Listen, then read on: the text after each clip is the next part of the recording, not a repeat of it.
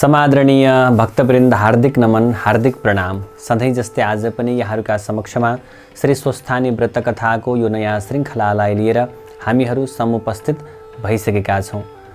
भक्तवृन्द, यहाँहरूका कुनै सल्लाह, सुझाव, जिज्ञासा तथा प्रतिक्रियाहरू छन् भने कृपया कमेन्ट बक्समा यहाँहरूले कमेन्ट गर्न सक्नुहुनेछ। त्यस्तै गरी यहाँहरूका कुनै सल्लाह, सुझाव, जिज्ञासाहरू छन् भने स्क्रिनमा देखाइएका नम्बरहरूमा पनि यहाँहरूले सम्पर्क गर्न सक्नुहुनेछ। त्यस्तै गरी स्क्रिनमा देखाइएका नम्बरहरू मार्फत यहाँहरू व्हाट्सएप तथा भाइबर मार्फत पनि हामीसँग जोडिन सक्नुहुनेछ। भक्तवृन्द, आउनुहोस् आजको कथालाई पनि प्रारम्भ गर्नुभन्दा पूर्व मङ्गलाचरण गरौँ, पुष्पाञ्जली गरौँ। ओम यं ब्रह्मा वरुणेन्द्र रुद्रमरुतः स्तुन्वन्ति दिव्यैः स्तवैर् वेदैः साङ्गपदक्रमोपनिषदैर्गायन्ति यं सामगाः। ध्यानावस्थिततद्गतेन मनसा पश्यन्ति यं योगिनो यस्यान्तं न विदुः सुरासुरगणा देवाय तस्मै नमः।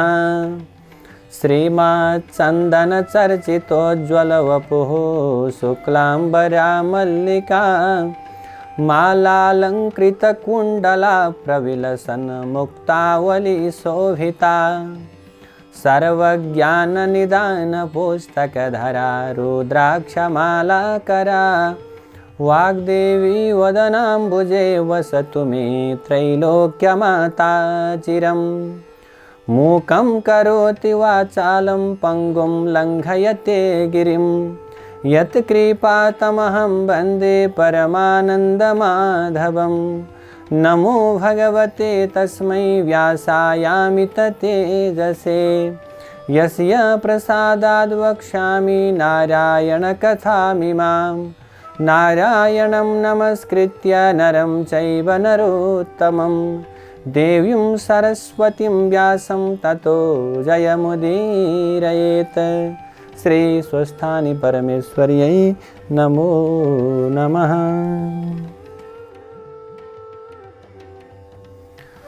अथ त्रिंशोऽध्यायः।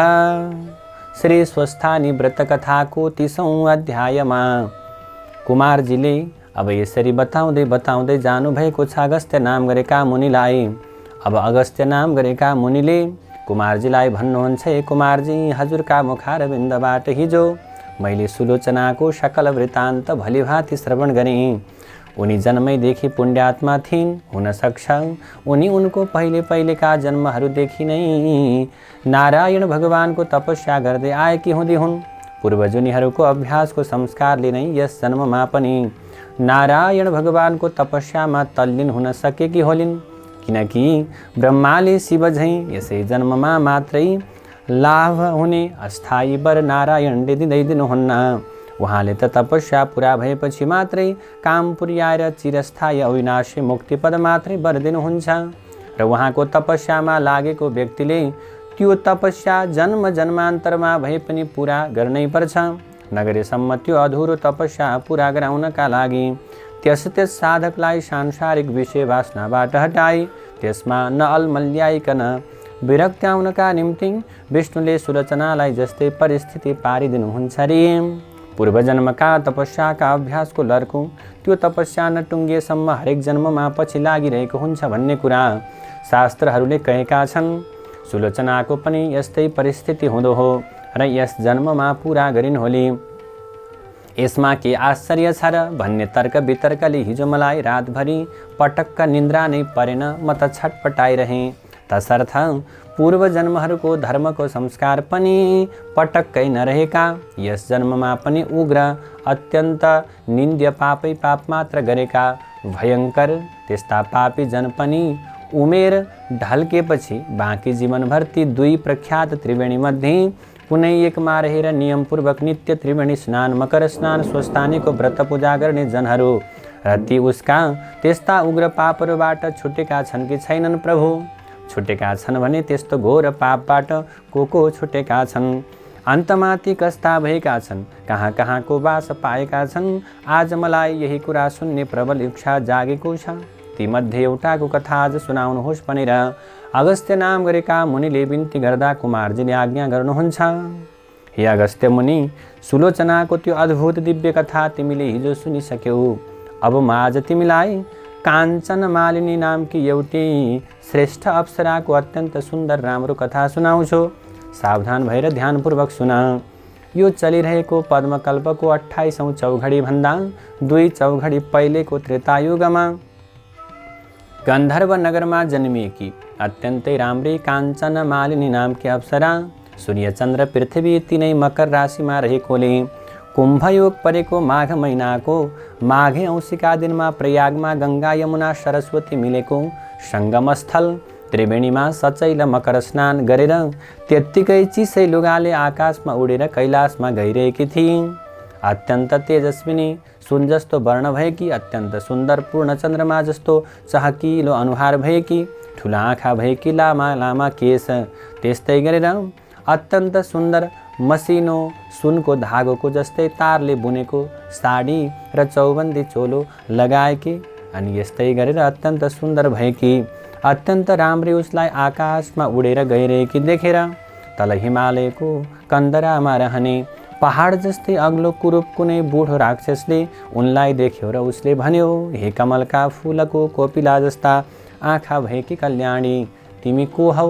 तिमी कहाँबाट आइरहेकी छौ? तिम्रा लुगा किन चिसै छन्? तिम्रो चोल्ठो किन भिजेकै छ? हे सुन्दरी, कहाँबाट आएकी हौ? तिमीमा यो उड्ने शक्ति कसरी भयो? अनि हे कल्याणी, कुन पुण्डली तिम्रो यो शरीर यस्तो प्रकारले तेजिलो भएको हो?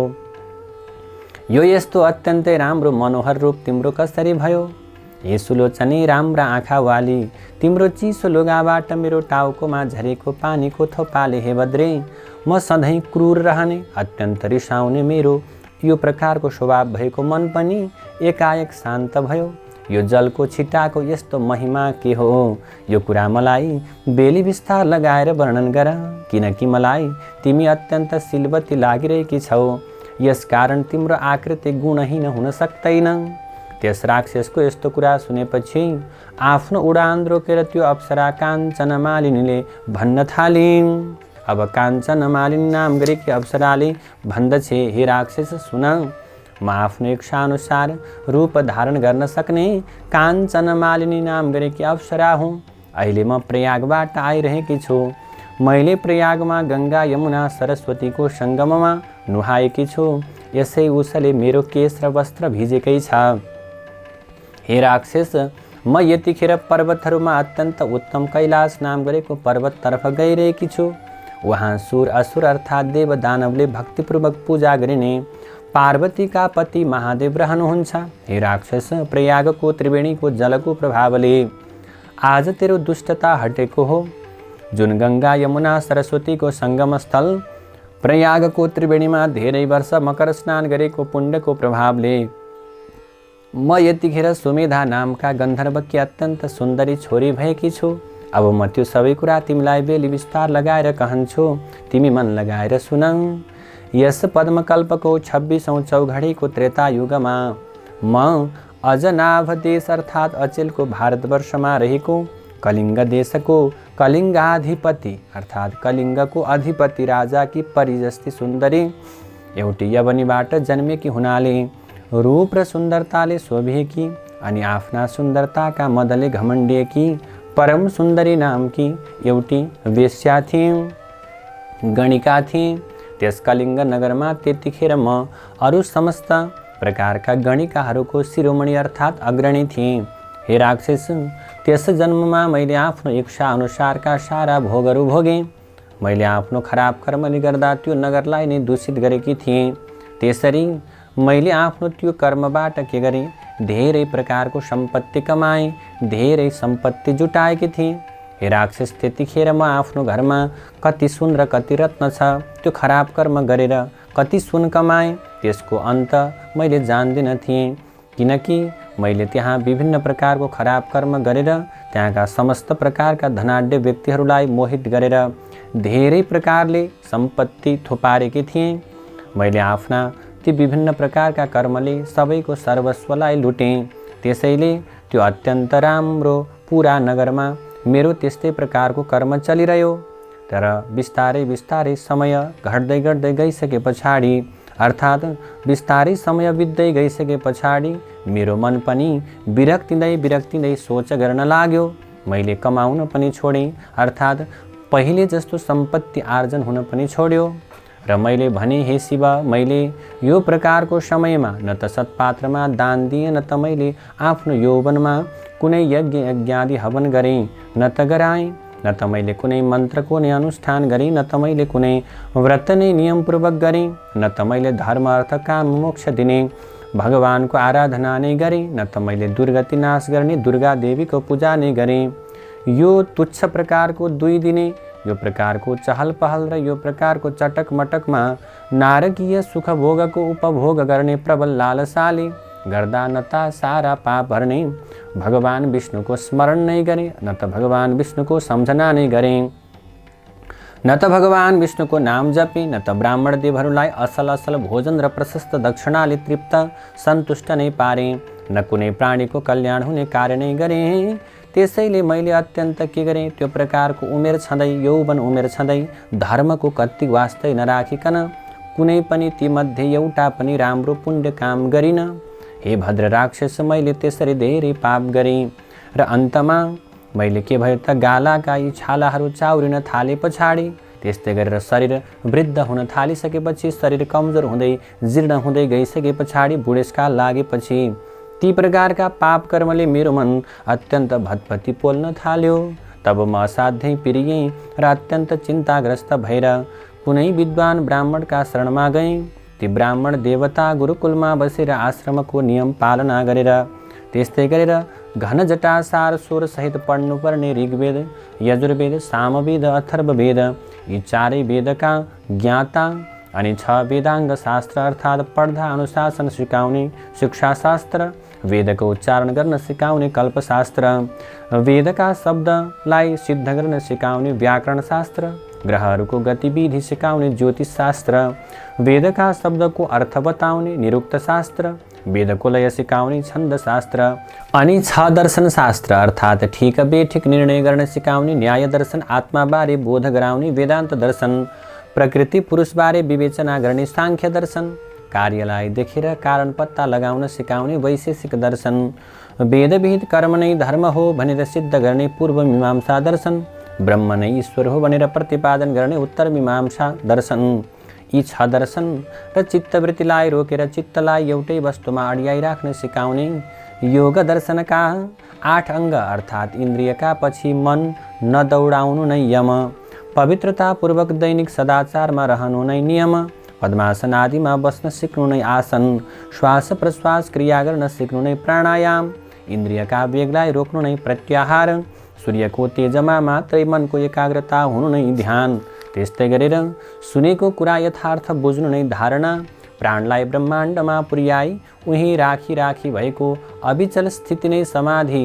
यी विद्याका ज्ञाता अर्थात् जान्ने तथा गाउँ बस्तीका विद्यालय, महाविद्यालय, विश्वविद्यालयहरूमा पढाइने व्यावहारिक 14 प्रकारका विद्या र 64 कला विद्यामा पारङ्गत अनि लघु सिद्धान्त कौमुदीको साह्रै नै उपयोगी न अत्यन्त सुन्दर प्रकारले सबैले पढ्न सक्ने त्यो खालको अर्थ लेखिदिएर संस्कृत पढ्न प्रारम्भ गरेका छात्रहरू र त्यो पढाउने गुरुहरूका श्रद्धा पात्र भएका, त्यस्तै अष्टसिद्धिका ज्ञाता अर्थात् हात्तीलाई भुसो नबनाउन सक्ने शक्ति हुने अणिमा सिद्धि, भुसुनलाई हात्ती बनाउने महिमा सिद्धि, मुसोलाई हात्ती जस्तै गरौँ बनाउने गरिमा सिद्धि, हात्तीलाई मुसो जस्तै हलुङ्गो बनाउने लघिमा सिद्धि, त्यस्तै गरेर नपाइने वस्तु पाउन सक्ने प्राप्ति सिद्धि, थोरैलाई धेरै बनाउन सक्ने त्यो प्राकाम्य सिद्धि, त्यस्तै गरी स्वयं शासक बन्न सक्ने ईशिता सिद्धि र कसैलाई पनि वशमा गराउन सक्ने त्यो प्रकारको वशिता सिद्धिकन साधनाद्वारा साधेका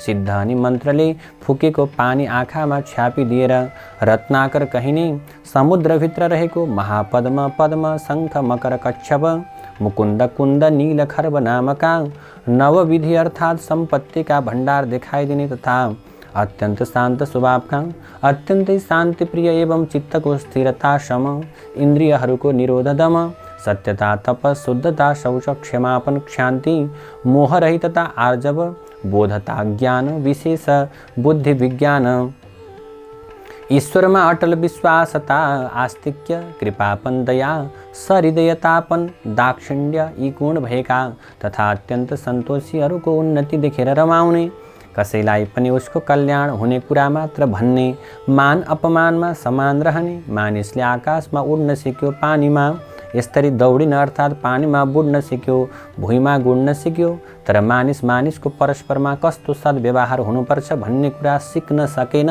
भनेर सधैँ चिन्ता लिइरहने, समाजको चिन्ता लिने।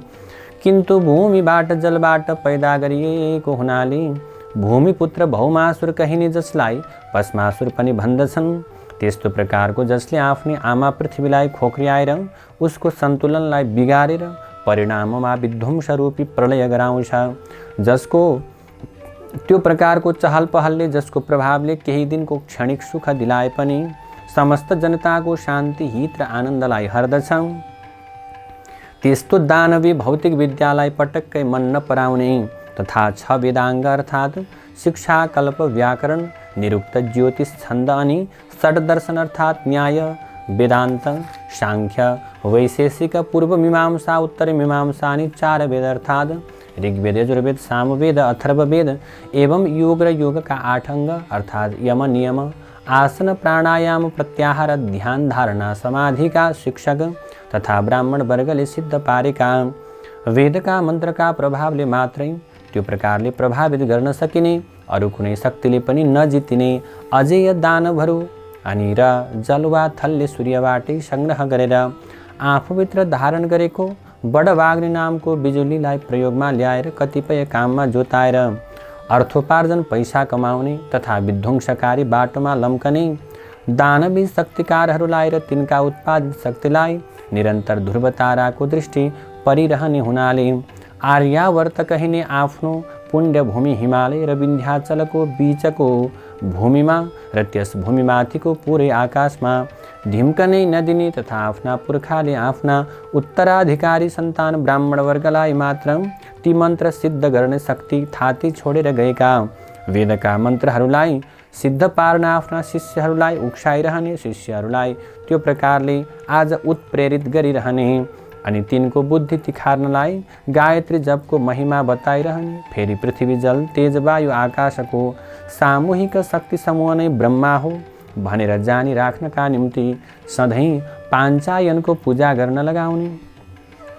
सूर्य उत्तरायण हुँदा 108 मिनेट दिन बढ्छ र सुमेरुमा पुगेर 2-4 दिन उसलाई परिक्रमा गरेर सूर्य दक्षिणायन हुँदा 108 मिनेट नै दिनमान घट्दछ भन्ने स्मृति बोधका लागि 108 दानाको रुद्राक्षको वा अरू कुनै मालामा गायत्री जप गर्न लगाउने। अनि मैले भनेको यी कुरा नमानेर सूर्य उदाउँदा भाग्ने, सूर्य अस्ताउँदा जाग्ने, अन्धकार झैँ जागेको दानवी विलासिताको चमकदमकमा लट्ठिएर वेद पढ्न एवं उसका मन्त्रलाई सिद्ध पार्न छाड्यौँ र उसको लर्को लायौँ भने कल्पान्तैसम्म ती दानवहरूको दास बनेर अनि सारा आर्यावर्तका जनतालाई पराधीन पारेर उनका अप्रत्यक्ष दास बनाएर ती दानवका डरले निरन्तर थरथर थरथर काम्दै उनका बसमा रहनु पर्ला भनेर बारम्बार सम्झाइरहने, बारम्बार सजग गराइरहने। यदि तिमीहरूले आफ्नो ब्राह्मणत्वको त्रिकालदर्शी जगतैक पाउने भन्ने त्यो शक्तिलाई थामिराख्न सक्यौ भने कुनै पनि अरू शक्तिले तिमीहरूलाई कुनै पनि प्रकारले प्रभावित गर्न सक्दैन, असर गर्न सक्दैन। न त शोषकहरूले शोषण नै गर्न सक्छन्, न त शोषण गर्ने आवश्यकता नै पर्छ। बाहिरी प्रबल शक्तिको डर नभएपछि शासकहरू पनि ढुक्कसँग शासन गर्छन्। बाबु हो, जबसम्म ब्राह्मण वर्गले आफ्नो धर्म छाड्दछ तब देश के हुन्छ, तहस नहस हुन्छ। जबसम्म ब्राह्मण वर्गले आफ्नो धर्मलाई थामी राख्दछन् तबसम्म देशमा सुख शान्ति बनिरहन्छ।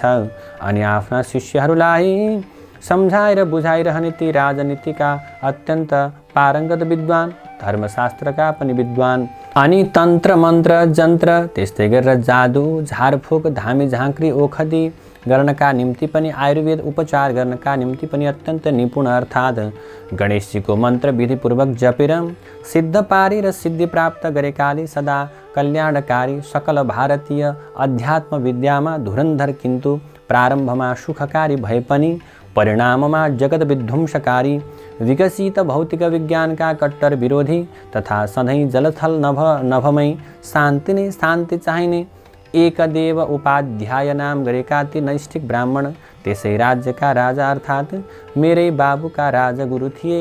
हे राक्षस, मैले उनै ब्राह्मणलाई श्रद्धा र भक्तिका साथमा उनका पाउमा फलफुल दक्षिणा चढाएर निकै बेर ढोगे र उनले इसाराले देखाएर अनुमति दिएका आसनमा दुवै घुँडा मारेर बसेर हात जोड्दै गहभोरी आँसु डबडबाउँदै आफ्ना सारा पाप कर्मको वृत्तान्त बताएर आफ्नो पश्चातापरूपी तडपन सुनाएर भने, हे ब्राह्मण देवता, मेरो त्यो उग्र पापको प्रायश्चित्त कसरी होला भनेर मैले सोधेँ र भने, हे द्विज श्रेष्ठ, त्यो पापबाट म कसरी सद्गतिमा प्राप्त हुन सक्छु त?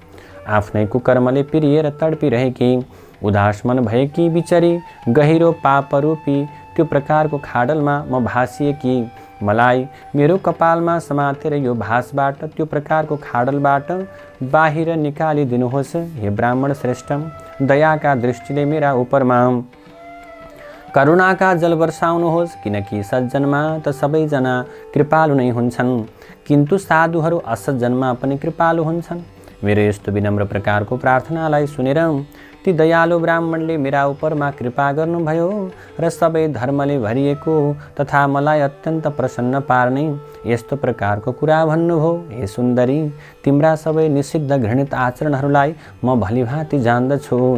मैले भनेको यो कुरा झट्टै छिट्टै गर। अब तुरुन्तै तिमी प्रजापति ब्रह्माको क्षेत्र प्रयागमा जाऊ।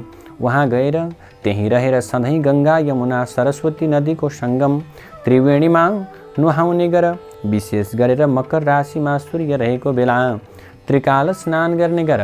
त्यसै स्नानको पुण्य फलले तिम्रो सबै प्रकारको पाप नाश हुनेछ, किनकि जसले तिम्रो पाप नाश होस् त्यस्तो प्रकारको अर्को उपाय मैले देख्दिनँ। तीर्थमा गर्ने गरेको स्नानलाई ऋषिहरूले ठुलो प्रायश्चित्त भनेर बताएका छन्, किन्तु हे सुन्दरी, तीर्थस्थलमा मनले पनि अशुभ कर्मलाई त्यागिदिनुपर्छ। हे सुमुखी, नित्यको प्रयाग स्नानले पाप खारिएर शुद्ध पवित्र भएकी तिमी मरेपछि पक्कै नै स्वर्ग जानेछौ। प्रयागराजको सङ्गमको स्नान मात्रैले पनि मनुष्यहरूलाई स्वर्ग प्राप्त हुन्छ, यसमा कुनै पनि प्रकारको संशय छैन। त्यसैले प्रयागराज तीर्थमा गरिएको पापलाई छोडेर अरू ठाउँमा गरिएको सारा पाप प्रयागको त्रिवेणीमा नुहाउनाले तुरुन्तै त्यसै क्षणमा नै बिलाउँछ, अर्थात् नाश भएर जान्छ। हे सुन्दरी, यसबारेमा एउटा अचम्मको उपाख्यान सुन भनेर ब्राह्मण देवले सुनाउनु भयो। उहिले कुनै समयमा गौतम मुनिकी पत्नीलाई देखेर अत्यन्त कामासक्त त्यो प्रकारको शत्रुको वशमा परेर इन्द्रले गौतमकै रूपलाई धारण गरेर खराब कर्म गर्यो। त्यसरी त्यो प्रकारको त्यो इन्द्रलाई आज के भयो त भने त्यो स्त्रीकै सामान्य त्यस उग्र पापले उति नै खेर फल दिलायो। तब त्यस स्त्रीका पतिको श्रापले शक्तिले त्यो प्रकारको श्रापको शक्तिले इन्द्रको शरीरमा 1000 योनिले चिन्हित भएको कुरूप भयो, निन्दित भयो, लाज मर्नुको हुँदो भयो। तब शिर निहुराएर देवराज इन्द्र त्यहाँबाट निस्किए अनि चारैतिर तिरस्कृत निन्दित उनले आफूले गरेको त्यो घृणित कर्मलाई निन्दा गर्न थाले र मेरु पर्वतको टाकुरोमा त्यो प्रकारले रहेको 100 योजन अर्थात् 400 कोष फराकिलो पानीले टम्म भरिएको राता चुच्चा हुने सेता न सेता ठुला ठुला राजहाँसहरूले शोभिएको कर्याङकुरुङका लामले तोरणिएको रङ्गबिरङ्गका कमलका फुलहरू फक्रिएको विशाल तलाउको हिमजलमा उम्रिएको कमलको कोपिलामा लुकेर बसे। त्यसै कमलमा बसेर आफूलाई तथा आफ्नै शरीरमा रहेको महान शत्रु त्यो प्रकारको कामदेवलाई निन्दा गर्न थाले, जुन कामदेवले गर्दा जस्ता प्रकारका ठुला जनहरू पनि लोकमा निन्दित भएर आखिरमा नरकमा जाकिन्छन्। त्यसरी त्यो कामचेष्टाले उत्पन्न भएको त्यो पाप वासना जो छ सो आयु कृति यस धर्म तथा धैर्यलाई सत्यानाश गरिदिन्छ। अनेक आपत्तिहरूको निश्चित प्रकारको स्थान भएको त्यो दुराचारी प्रकारको त्यो वासनालाई धिक्कार छ। आफ्नै देहमा रहेको कहिले बसमा नरहने, कहिले सन्तुष्ट नहुने त्यो प्रकारको स्वभावलाई पनि धिक्कार छ। त्यसैले यस्ता प्रकारले कमलरूपी सदन यानी घरमा लुकेर बसेका इन्द्रले सोचिरहेका बेलामा उता स्वर्गमा इन्द्र नभएर स्वर्गको शोभा नै रहेन र त्यसपछि गन्धर्व सहित लोकपाल सहित किन्नरहरू सहित देवताहरू सची इन्द्राणीका साथमा आएर सबैले देवगुरु बृहस्पतिलाई सोद्धछन्, हे भगवान, हामीहरू देवताका राजा इन्द्रका बारेमा पटक्कै केही जान्दैनौँ। उहाँ कहाँ रहनुभएको छ, कहाँ जानुभयो? अब हामीहरू आफ्ना राजालाई कहाँ खोजौँ?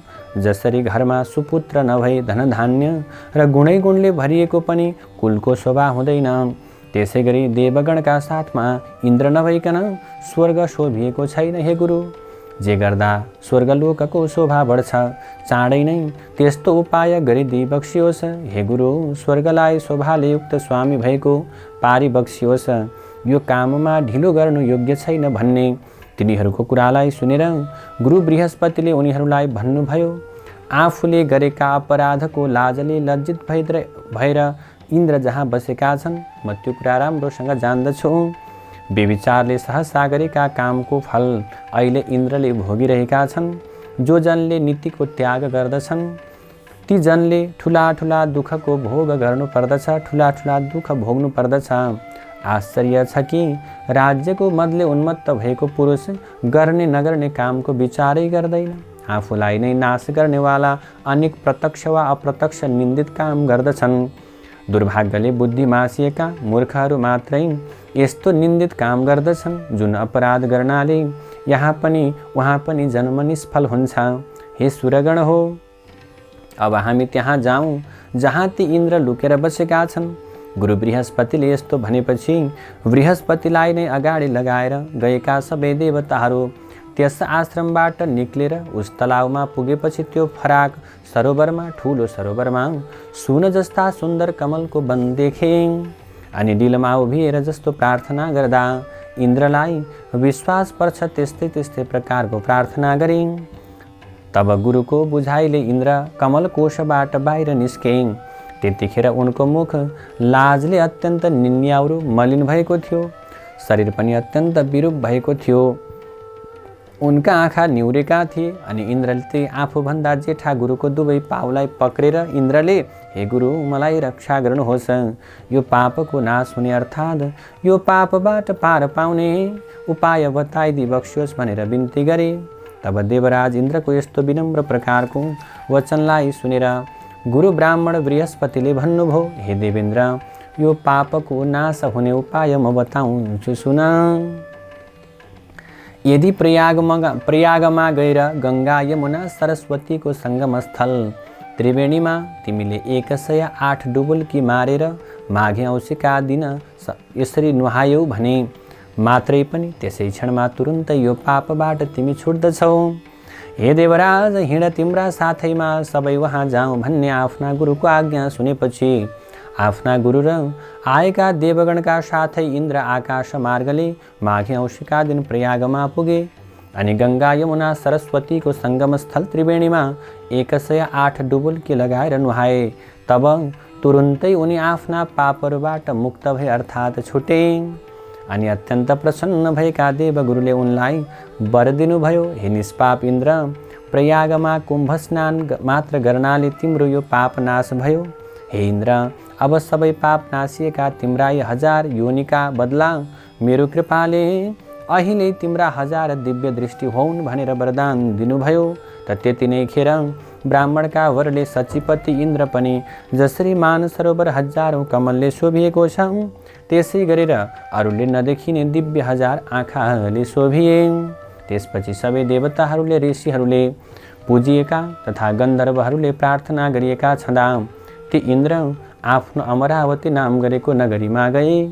यस्ता प्रकारले प्रयागको त्रिवेणीमा माघे औँसीमा नुहाउनाले त्यस्तो पापी इन्द्र तुरन्तै पाप सखाप भएका भए। त्यसै कारण हे कल्याणी, आफ्नो उग्र पाप नाश गर्न चाहने हे सुन्दरी, अब तिमी तुरन्तै आफ्नो समस्त पापको विनाश गर्नका लागि तथा अचल स्वर्ग वा कैलासवास प्राप्तिका लागि त्यो देवताहरूले पनि सेवा गरिएको प्रयागको त्रिवेणीको सङ्गममा जाऊ। र आज पौष शुक्ल एकादशी हो। आजको 5 दिनमा पौष शुक्ल पूर्णिमा आउँछ। त्यस दिनदेखि नै प्रातः क्रिया सकेर हात गोडाका नङ काटेर त्रिवेणीमा नुहाई धुवाई गरेर शुद्ध पवित्र भएर हविष्य वस्तु मात्र दिनहुँ एक छाक खाएर त्यहाँका तीर्थ पुरोहितहरूलाई सोधेर उनले भने बमोजिम, उनले गराए बमोजिम। त्यो प्रकारको कर्म गरेर नियमपूर्वक त्रिवेणीमा त्रिकाल स्नान गरी सौभाग्य दिने, सौभाग्य बढाउने, पाप सखाप गराउने, स्वर्गवास दिलाउने श्री स्वस्थानी देवीको व्रत बसेर माघ शुक्ल पूर्णिमाका दिन देवीको उद्यापन पूजा सक्ने गरी उसै बीचमा नै मकर राशिमा सूर्य सरेको दिन परे माघे सङ्क्रान्तिदेखि फागुन सङ्क्रान्ति नलागेसम्मका दिनहरूमा त्रिवेणीमा माघ स्नान अर्थात् मकर स्नान श्रद्धा भक्तिपूर्वक ओम नमो भगवते वासुदेवाय यो मन्त्र जप्दै गर्ने गरत स्वस्थानी देवीको कृपाले र प्रयागको त्रिवेणीमा माघभरि मकर स्नान गरेको पुण्यले तिम्रो सारा पाप नाश हुनेछ र निष्पाप भएकी तिमीले अन्तमा सदाका लागि कैलाशवास वा स्वर्गवास प्राप्त गर्नेछौ भन्ने यस्तो त्यो इन्द्रको वृत्तान्त सहितको मङ्गलकारी वचन त्यो ब्राह्मणको मुखबाट सुनेर मैले उति नै खेर हतारिँदै उनका गोडामा ढोगेर आफ्ना सबै बन्धुजनहरूलाई दासदासीलाई पनि ऐश्वर्यशाली आफ्नो घरलाई त्यति मात्रै कहाँ हो र हे राक्षस, सकल भौतिक भोगका विषयलाई प्रत्यक्ष विषको गाँस जस्तै मानेर प्रत्यक्ष प्रकारको विष जस्तै ठानेर चटक्कै त्यागेर अनि आफ्नो शरीरलाई पनि क्षणभङ्गुर अर्थात् केही दिनपछि नै अवश्य नाश हुने भनेर त्यो प्रकारले विचार गरेर म ती ब्राह्मणको घरबाट बाहिर निस्किएँ र नरक रूपी समुद्रमा जाकिने भयङ्कर अन्तस्करणको आगाले हृदयमा भदभती पोलिएकी मैले हे राक्षस तब त्यहीँबाट सरासर प्रयागमा गएर ब्राह्मण देवताले बताए जस्तै गरेर श्री स्वस्थानी परमेश्वरीको व्रत पूजा र माघभरि नै त्रिकाल स्नान अर्थात् बिहान मध्याह्न साँझ नियमपूर्वक गङ्गा यमुना सरस्वतीको सङ्गमस्थल त्रिवेणीको जलमा श्रद्धाका साथमा पटकै पिक्षे ओम नमो भगवते वासुदेवाय जप्दै 108 डुबुल्की मारेर मकर स्नान गर्ने गरे। अब हे बुढा राक्षस, त्यस त्रिवेणीमा गरेको मकर स्नानको महिमा सुन। 3 दिन त्यहाँ लगालग मकर स्नान गरेपछि मेरो समस्त पाप नाश भयो। बाँकी 27 दिनको माघ स्नानले मलाई जो पुण्य प्राप्त भयो त्यो पुण्यले मलाई देव योनिमा जन्मायो। यतिखेर म देवी पार्वती की अत्यन्त प्यारी सङ्गिनी साथी भएर कैलाशमा रमाउँदै बसेकी छु। त्यसै प्रयागको मकर स्नानको प्रभावले नै मलाई यस्तो यो पूर्व जन्मको सबै कुराको सम्झना, पूर्व जन्मको जाति स्मरण ज्ञान, इच्छाअनुसारको रूप बदल्न सक्ने शक्ति, यो खेचरी यानि आकाशमा उड्ने र उहीँ अडिन सक्ने गति अनि राजगुरुमा भएको विविध प्रकारको विद्याको ज्ञान र यो कैलाशको बासको प्राप्त भएको हो। त्यसैले प्रयागको मकर स्नानको महिमा सम्झेर प्रत्येक माघमा प्रयागमा मकर स्नान गर्नका निम्ति म प्रयाग जाने गरेकी छु। अब कैलाश पुगेर पार्वतीका साथै स्वस्थानी देवीको पनि पूजा गर्छु। हे राक्षस, मैले मात्रै होइन जसले पनि मैले जस्तै गरेर त्रिवेणीकै तटमा बसेर श्री स्वस्थानी देवीको व्रत पूजा र मकर स्नान गर्ने गर्दछन् ती सबैले पनि के गर्छन्, स्वर्गलोक वा कैलाश लोकको बास पाउँछन्। यति आफ्नो पूर्व चरित्रको वृत्तान्त बखान गरेर बताएर फेरि काञ्चन मालिनीले हे राक्षस, आश्चर्यचकित भएका तिमीले मलाई जे सोध्यौ त्यो मैले तिम्रो प्रसन्नताका लागि आफ्ना घटेका समस्त घटनाहरू सुनाएँ। अब तिमी पनि मेरो प्रसन्नताका लागि आफ्नो पूर्व चरित्र बताऊ। कुन कर्मले तिमी यस्तो अत्यन्त विरूप, अत्यन्त डरलाग्दो भएर जन्मिएका हौ। दारी पनि अनि दारीजुगा धेरै बढाएका ठुला ठुला दारा भएका मान्छेको मांस खाएर रहने यो पहाडको गुफामा तिमी किन रहन्छौ भनेर तिनले सोद्धा। तब त्यो राक्षसले भन्न थाल्यो, सज्जन जनप्रिय वस्तु दिन्छन् र गुह्य कुरो लिन्छन् अर्थात् गोप्य कुरा लिन्छन्, प्रेमपूर्वक बोल्छन् र सोद्धछन् पनि। हे भद्रे, हे कल्याणी, पराईको कल्याण गर्नेवाली, ती सबै कुरा तिमीमा रहेका छन्। तिमी पनि सतजन रहेछौ। हे सुन्दरी, तिमीले मलाई निश्चय नै कृपा गर्यौ, यो कुरा म मान्दछु। हे भद्रे, हे कल्याणकारिणी, मेरो यो क्रूर कर्मको निवारण तिमीबाट नै चाँडै हुन्छ। यसकारण मैले जो स्वयं पाप गरेको छु अब त्यो सबै तिमीलाई म सुनाउँछु सुन। सज्जनलाई दुःख निवेदन गरेपछि तब सबै सुखी हुन्छन्। हे सुन्दरी, अब मेरो वृत्तान्त ध्यानपूर्वक सुन। पहिलेको जन्ममा म काशीमा वेदका धेरै ऋचाहरू जान्ने, वेद विद्यामा अत्यन्त पारङ्गत श्रेष्ठ ब्राह्मण थिएँ। ठुलो निर्मल कुलमा मेरो जन्म भएको थियो। हे सुन्दरी, त्यतिखेर मैले दुराचारी राजाहरूले, शूद्रहरूले अनि खराब प्रकारका व्यक्तिहरूले गरेको डरलाग्दा निन्दित दानका वस्तुहरू पनि अनि वैश्यहरूले गरेका डरलाग्दा निन्दित दानका वस्तुहरू पनि काशीमा बसेर दान लिएँ। प्राय गरेर धेरैपल्ट धेरै नै निषेध गरिएका घृणित दान पनि लिएँ अनि चाण्डालहरूले गरेको कुत्सित प्रकारको दान पनि मैले लिनका निम्ति पछाडि सरिन अर्थात् लिएँ। यहाँसम्म कि किसानहरूले बजारमा किन्नै पर्ने तर पसलेले 100 किनेको वस्तुलाई करैकरको भारी बोकाएर 300 किसानलाई बेच्ने अनि किसानले उब्जाएको खाद्यान्न वा खाद्य वस्तु किन्दा चाहिँ सुक्थी घट्ती ढुलाई कोढी कुसिद नगर प्रवेश कर घटाएर 100 को त्यो प्रकारको सामग्रीलाई 60 किनेर समस्त किसानलाई अत्यन्त प्रकारले आज उनीहरूमाथि अत्यन्त ज्यादती गरेर उत्तम खेती मध्यम व्यापार अधम चाकरी भन्ने बृहस्पतिको नीतिलाई उल्टो गराएर उत्तम चाकरी मध्यम व्यापार अधम खेती बनाउने शुक्राचार्यको त्यो प्रकारको नीतिलाई अँगालेर किसानहरूलाई आज अत्यन्त खराब प्रकारको कर्म गर्ने अर्थात् किसानहरूलाई अत्यन्त घाटा हुने, किसानहरूलाई मार पर्ने अनि साधु सज्जनहरूलाई सताउने तत्कालीन प्रकारका हुल्लहडबाज त्यस्तै गरी हुल्याहरूको पार्टीवादी सरकारको पार्टी शासकले धाक देखाउन गरिएको त्यो किसान शोषिएको पापै पापले मुछिएको द्रव्यदान लिन पनि पछि परिन र दान लिएर पनि फुर्किन छोडिन तथा अरू पनि म लोभीले त्यहाँ कति हो कति अनेक पाप गरेँ जहाँ मैले जो नगरेको पाप कर्म छ त्यो छैन होला। हे सुन्दरी, मैले त्यस पुण्य क्षेत्रमा गरेका अरू पनि पाप कर्म सुन। त्यस अभिमुक्त वाराणसी अर्थात् वरुणा र असी नदीको बीचको क्षेत्रमा गरिएको एक रत्ती पनि जो पाप छ त्यो पाप त सुमेरु पर्वत समान ठुलो हुन्छ। मैले उस जन्ममा कति पनि धर्मको सञ्चय गरिन अनि तब त्यसरी त्यहाँ धेरै समय बितेपछि म उही नै मरे, मेरो उही मृत्यु भयो। अभिमुक्त वाराणसीको प्रभावले म नरकमा गइन। अभिमुक्त क्षेत्रमा मरेको कोही पनि पापी नरकमा जाँदैन, किन्तु अभिमुक्त क्षेत्रमा गरिएको कुनै पनि पाप वज्र समान दृढ रही ननासिने प्रकारको हुन्छ। त्यसै वज्रलेप पापको प्रभावले हिमालय पर्वतमा भयानक अतिशय दुष्ट पापी राक्षस भएर मेरो जन्म भएको हो। योभन्दा पहिले 2 पल्ट गिद्ध, 3 पटक वाघ, 2 पल्ट सर्प, 1 पल्ट लाटोको सेरो भएर जन्मिएको थिएँ।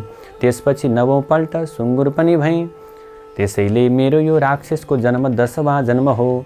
नाना प्रकारका ती योनिमा जन्मदै मेरा हजारौं वर्ष बितिसके। त्यसैले हे भद्रे, हे कल्याणकारिणी, यो दुःख समुद्रबाट मेरो उद्धार हुने उपाय छैन हे शुभ्रो। त्यसैले यहाँ वरिपरि 3 योजना अर्थात् 12 कोशसम्मको भूमि मैले जन्तुहीन बनाइसकेको छु। त्यसैले मैले धेरै नै निरपराधी जीवहरूको पनि नाश गरेको छु। त्यस दुष्ट कर्मले अर्थात् त्यो प्रकारको दुष्कर्मले, त्यो दुष्ट कर्मले मेरो मन निरन्तर जलिरहन्छ। तिम्रो यो दर्शन रूपी अमृतले सेचिएको मेरो मन अहिले एकदमै शीतल भएको छ, शान्त भएको छ।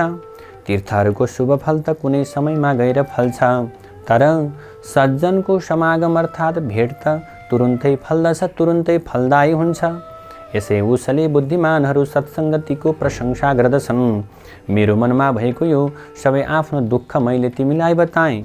हे शुभ्रो, यस्तो कोही बिरला कोटि नै सज्जन होला अर्थात् त्यस्तो बिरलै सज्जन होला जसलाई अरूको दुःख सुनेर आफ्नो अन्तरात्मा खिन्न नहोस्। यस बारेमा उचित कुरा तिमी अब आफै स्वयं जान्दछौ। त्यसै कारण अब यसभन्दा परतिर म केही पनि भन्दिन।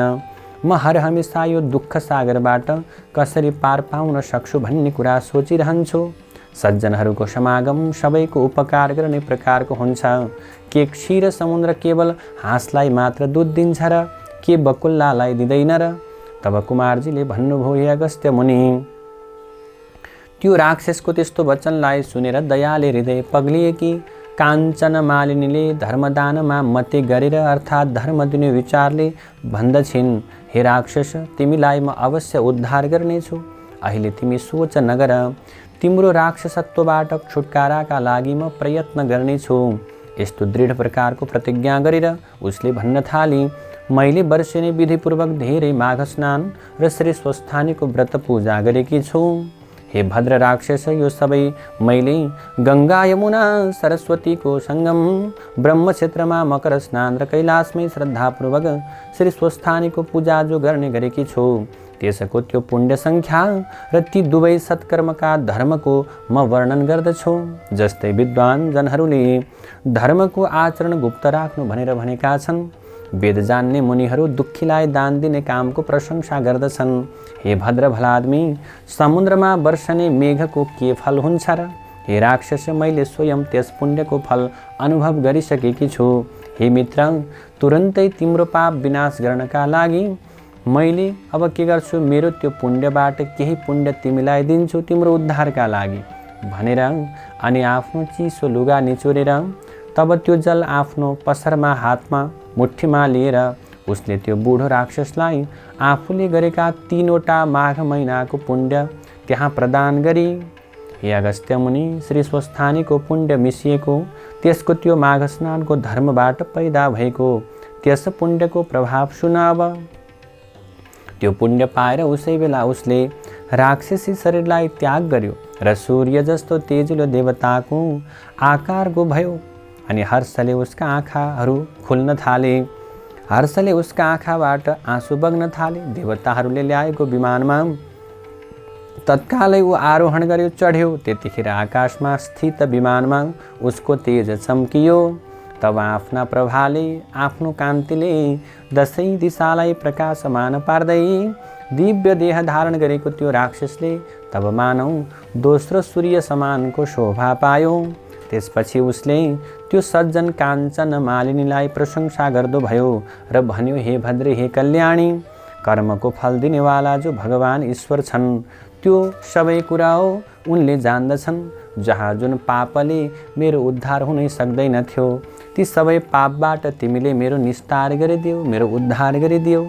हे देवी, अब पनि कृपापूर्वक मेरा उपर प्रसन्न हुनुहोस्, दया गर्नुहोस् र साराका सारा नीति नै नीतिले भरिएको त्यो प्रकारको कल्याणकारी शिक्षा मलाई दिनुहोस्। त्यो तिम्रो सबै शिक्षा निश्चय नै धर्मको आचरण गराउनेवाला हुनुपर्छ, जुन कर्म गर्नाले फेरि म पाप गर्ने पापी नरहँ, अर्थात् पाप गर्ने पापी नहुँ। त्यो त्यस्तो नीति सुनेपछि तिम्रो आज्ञा पाएर अनि मात्र म सुरलोक जान्छु। हे अगस्त्य मुनि, त्यो राक्षसले भनेको प्रिय धर्ममय करुणामय यस्तो वचनलाई सुनेर अत्यन्तै प्रीतिपूर्वक त्यो काञ्चन मालिनी उसलाई धर्मनीति सुनाउन थाली। हे दिव्य देहमा परिवर्तन भएका राक्षस, अब तिमी हमेशा धर्मको सेवन गर, प्राणी हिंसा त्याग, महात्माहरूको सेवा गर, कामदेव रूप प्रबल शत्रुलाई जित, अर्काको दोष गुणको चर्चा पटक्कै गर्न छाडेर सधैँ साँचो बोल्ने गर, हरिको या हरको हर दिन पूजा गर्ने गर। लौ अवसरासर देवलोक जाऊ, पछि मर्त्यलोकमा जन्म लिएपछि पनि हड्डी मांस रगत भरिएको यो शरीरमा आज लिप्त हुने आफ्नो बुद्धिलाई तिमीले त्याग्नु है। त्यो शरीरमा लिप्त नहुनु, हमेशै पारिवारिक प्रकारको कर्ममा माया ममतामा मात्रै नलागेर रात दिन यो संसारलाई क्षणभङ्गुर ठान, इच्छा शक्ति प्राप्त गराउन सक्ने योगमा श्रद्धा बढाएर त्यसैमा मात्रै तनमन लगाएर वैराग्य अर्थात् निष्प्रिय भावमा रमाउने हो। अनि मैले यो धर्मको मार्ग तिम्रो प्रीतिले भनेकी हुँ। सबै कुरा मनमा राख र शील स्वभावको हौ। राक्षसी शरीरलाई त्यागेर देवताको रूपलाई धारण गरेर अत्यन्त चम्किलो भएर विमानमा बसेका तिमी अब झट्टै सुखपूर्वक सरासर स्वर्गमा जाऊ। यस्तो धर्मनीति सुनिसकेर तब सन्तुष्ट देखिएको त्यो राक्षसले बोल्दछ, नित्य तिमी प्रसन्नतापूर्वक अर्थात् आनन्दतापूर्वक रहे, तिम्रो सधैँ कल्याण होस्, जय होस्। हे वरवर्णिनी सुन्दरी, चन्द्र सूर्य रहेसम्म तिमी कैलाशमा नै महादेव शिवका नजिकमा रमाइरहनु। अनि पार्वती जी का साथमा तिम्रो सदा अटुट प्रेम रहोस्। हे माता, हजुर सदा धर्ममा श्रद्धावाली, तपस्यामा निष्ठावाली हुनुहोस्। शरीरमा लोभ र ममत्व तिम्रो नरहोस्। दुखीहरूको र दुःखलाई सधैँ हेर्ने विचार्ने गरी बक्सियोस्। यस्तो भनेर यति भनेर अनि ती सज्जन काञ्चन मालिनीलाई ढोगेर त्यतिखेर देवता जस्तै सुन्दर भएको त्यो राक्षस धेरै गन्धर्वहरूले प्रार्थना गरिँदै सरासर स्वर्ग जाँदो भयो। तब त्यतिखेर त्यहाँ अक्षुदमा स्वस्थानीको नित्य पूजा गर्न आएका देवकन्याहरूले त्यो तमासा देखेर, त्यो दृश्य देखेर, त्यो आश्चर्यजनक प्रकारको अवस्थालाई देखेर हर्षले गदगद भएका छँदा त्यहाँ आएर त्यस काञ्चन मालिनीको शिरमा फुलको वृष्टि वर्षाए। त्यसपछि उसलाई अङ्कमाल गरेर ती कन्याहरूले, हे भद्रे, तिमीले त्यो राक्षसलाई विचित्र तरिकाले पापबाट छुटायो भन्ने प्रिय भन्दा पनि प्रिय वचन बोल्दा भए त्यो दुष्टका भयले कोही पनि यस जङ्गलमा पस्न सक्दैनथ्यो। अब हामी निर्भय भएर अत्यन्त आज नडराइकन यो जङ्गलमा सुखपूर्वक डुलफिर गर्छौँ भन्दै ती देवकन्याहरू आफ्नो नित्य पूजा सिद्ध्याउन अक्षोदतिर लागे। हे अगस्त्य मुनि, तिनीहरूको त्यो कुरालाई, त्यस्तो प्रकारको कुरालाई सुनेर काञ्चन मालिनी अत्यन्त खुसी भई। तब त्यो सती काञ्चन मालिनी उसै दानले कृतार्थ हुँदै भैर स्वस्थानी परमेश्वरीको नित्य पूजा गर्नका निम्ति ऊ कैलाशतिर उडी। उड्दा हुँदै गन्धर्व कन्या त्यो श्रेष्ठ काञ्चन मालिनी परी त्यस राक्षसलाई के भयो त भने उसको त्यो राक्षस योनिबाट छुटाएर त्यो सुन्दरी, त्यो प्रकारको त्यो काञ्चन मालिनी तुरुन्तै आकाश मार्गले उडेर कैलाश जाँदा आफूले गरेको परोपकारले गर्दा अत्यन्त प्रसन्न भइन्।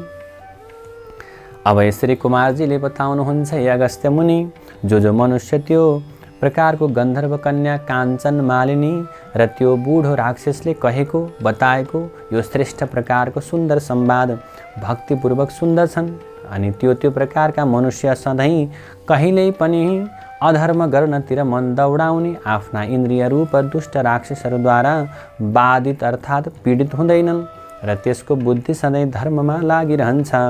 यसै उसले उसका परिवारलाई पनि प्रत्येक वर्ष श्री स्वस्थानीको पूजा गर्न र त्रिवेणीको मकर स्नान गर्नका निम्ति मन रमाइरहन्छ। जय जय श्री स्कंद पुराणे केदारखण्डे माघ महात्म्ये कुमारागस्त्य संवादे श्री स्वस्थानी परमेश्वर्या व्रतकथायां काञ्चन मालिनी कैलासगमनं नाम 30 नारायण हरि हरि। कथाको समापनसँगै आउनुहोस् पुनः पुष्पाञ्जलि गरौँ।